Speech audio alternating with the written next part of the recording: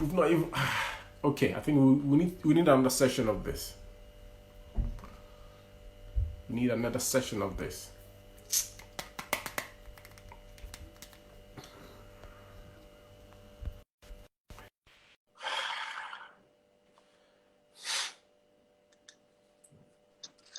Can you hear me now? Yeah, I think we just need to do this another time because somehow the internet. All I take all the blame. I take all the blame. I take all the blames. Yeah, you've taught us that we need to take blames and yeah, just hold our hands. And I'm really sorry, guys. I'm sorry, and obviously it's not like yeah. Okay, so let me just ask one more question because I'm hoping that you've got another thing going after 6. Let's see if you want to stay around as well. So, in your view, do you think? I promise. I promise. I will come back.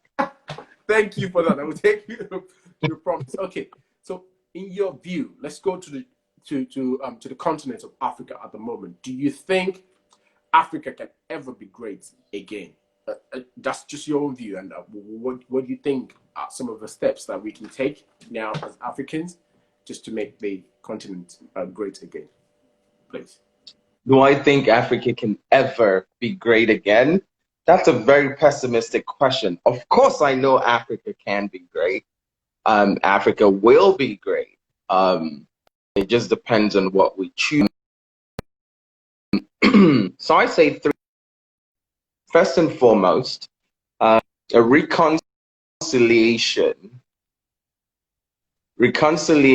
between Africa and people of African descent in the diaspora is extremely important. I always have to remind people, if you look at African Americans alone, the buying power of African Americans is over $1.3 trillion, right? There are 40 million of them, which means that if there were a nation, they will be the wealthiest Black nation in the world today. The question is, how do we start to channel some of these resources back to the continent as investment? Now, there's something controversial I always talk about that many Africans don't really buy into until at least I explain it. I think that in order for us to start this reconciliation between the continent and the diaspora, Africa needs to offer reparations to African descendants of slaves, but in a way that makes sense, in a way that is mutually beneficial for both parties, right? Now, when I say that, I'll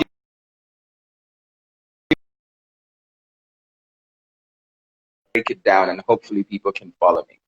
Now, I say this, if you create a pathway to citizenship for African descendants of slaves on the continent, for instance, let's say, the 19 countries by the transfer. Excuse me. Listen, for dollars, we'll give you a conditional pass, right?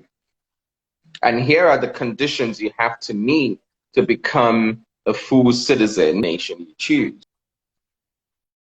1, visit the country at least 3 times.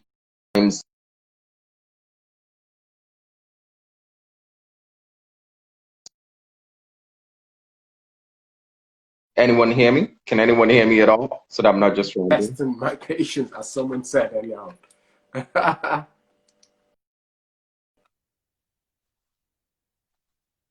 You have to, so based on this, right? So see, there are about 200 million people of African descent who are outside the continent, right?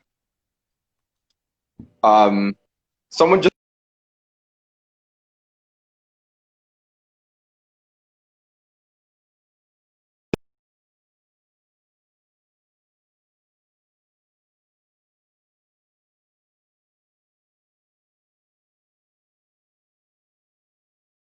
right? If you get 10% of that, 10% of that population to buy into this conditional passport, right? That's 20 million of them. 20 million people give you $100, right, for a conditional passport.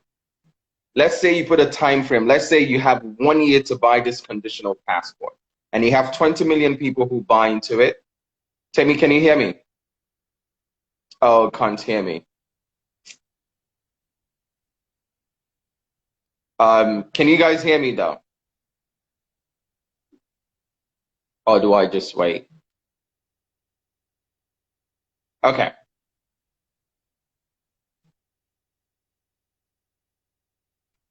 Temi, your volume is gone.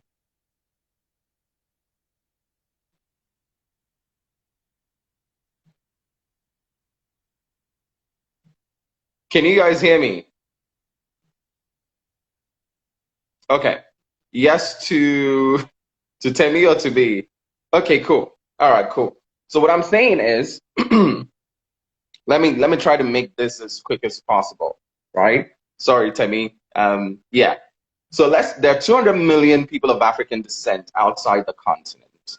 You have 10% of this population buy into this conditional passports, right? Say at $100, they have 1 year to do that, right? That automatically, that's you 20 million times 100.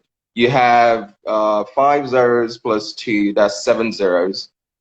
That's a billion, right? No, wait, 6, 7 plus 2, that's 9 zeros. That's 2 billion already, right? Yeah, that's $2 billion just from those passports alone. Now, attached to those passports, you have conditions. Listen, you get to visit the country at least 3 times within the next 10 years. You have to invest, say, $2,000 to $5,000 in the country. What else? What else? What else? What else? Even with just these 2 conditions, if each trip to the continent, okay, okay. So do I stop this since you can't hear me?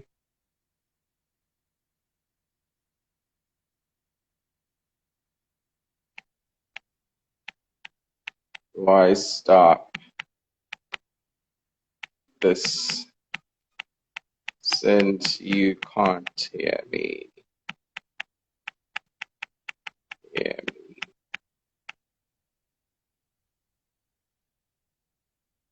And you're busy. Oh no, it's fine. I'm good. It's Saturday.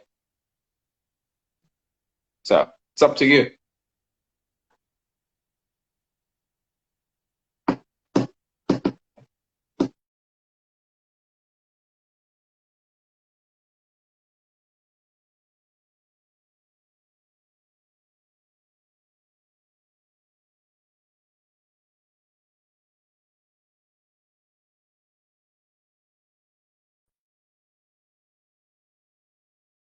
And then we do an encore.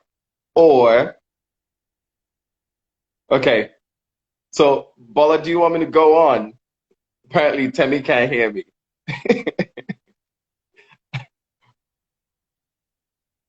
We can suspend. Oh, please carry on. Okay. We can't even get Africans in diaspora to feel what? To feel good? Let me explain. Okay. So what I'm saying is, and I'll try to make this as quick as possible, right? So let's say these 19 African countries that were part of the transatlantic slave trade come together and say, listen, we are willing to offer conditional passports, right, to African descendants of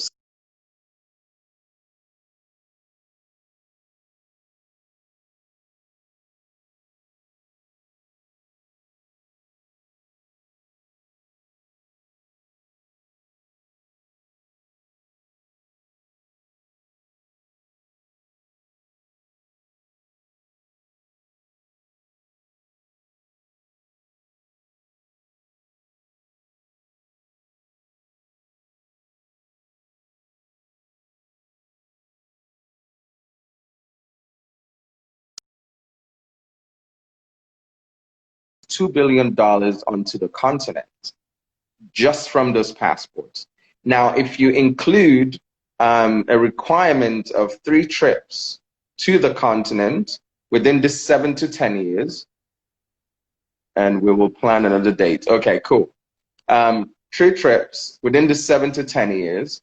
If you do not live in the country, you have say $100 resident tax for every year you're not there.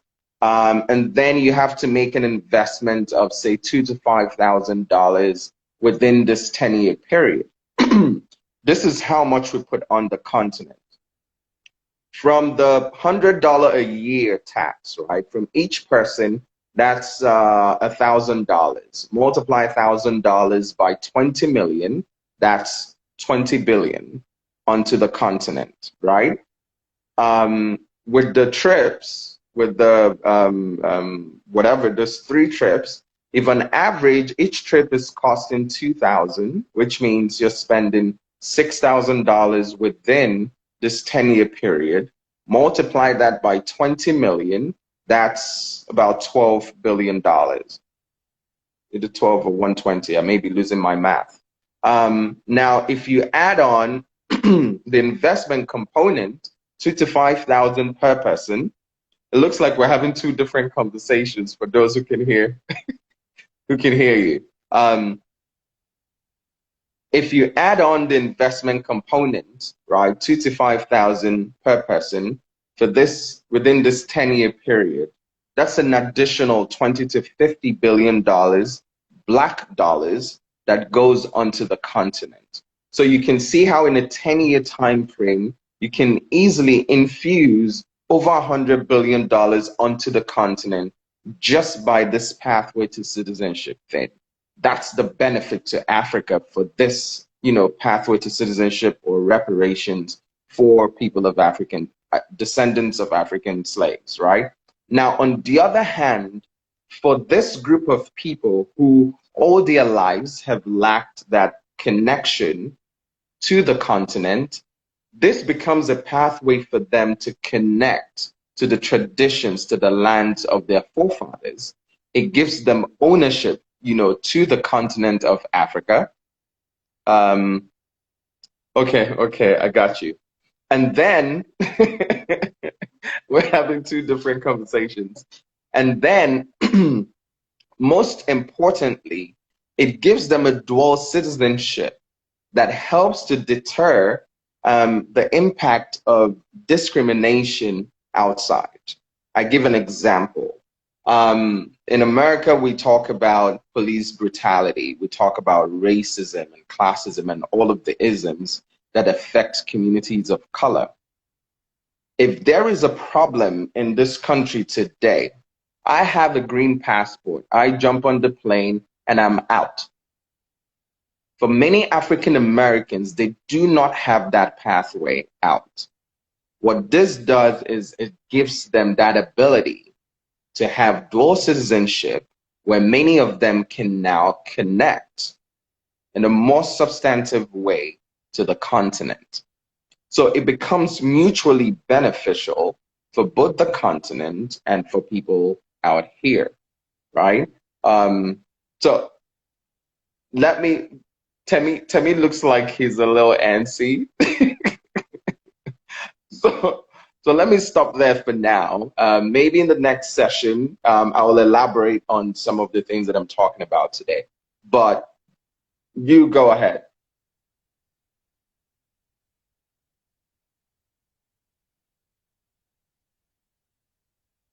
Temi, your turn.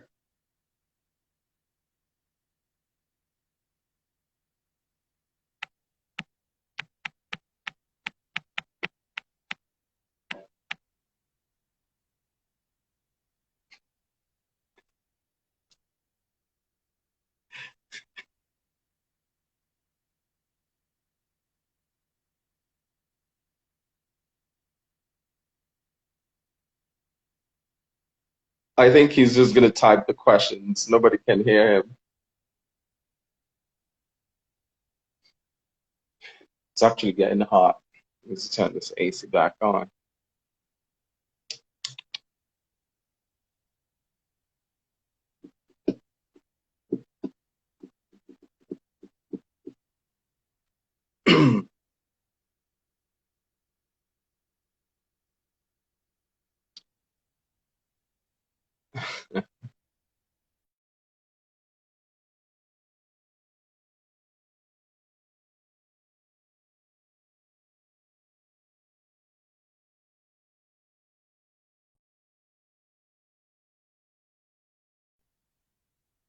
I thought he was typing the questions though.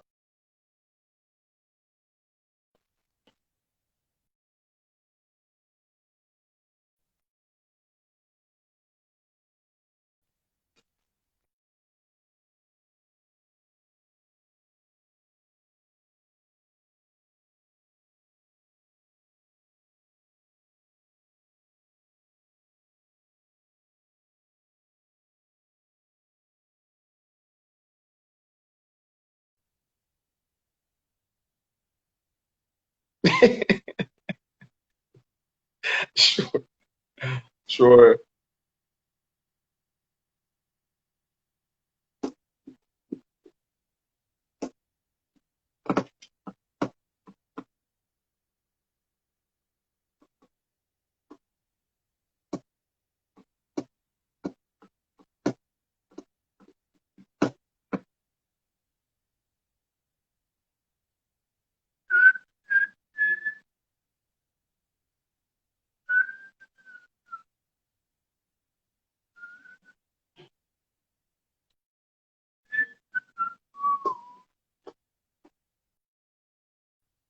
That's fine.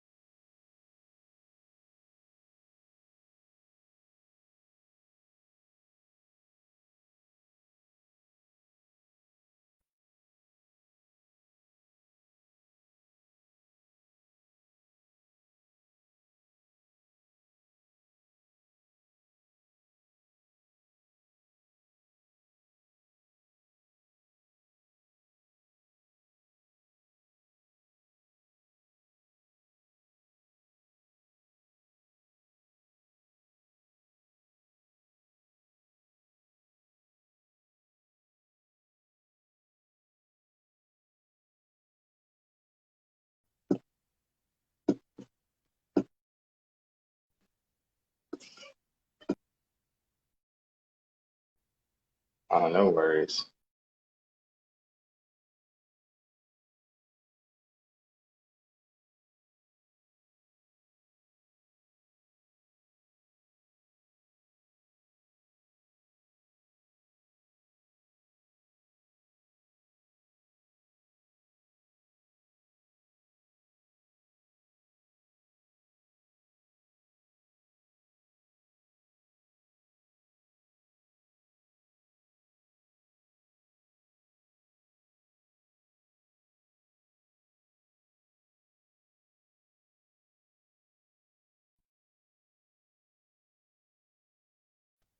Or we can have an offline conversation if you want. But yeah, happy to talk about that.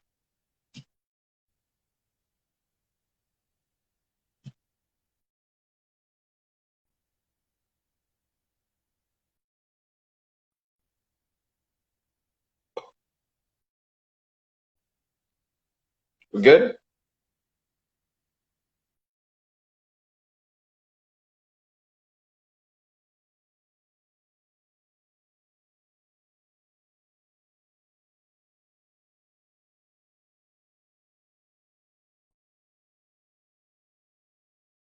Oh, thank you so much. Sure.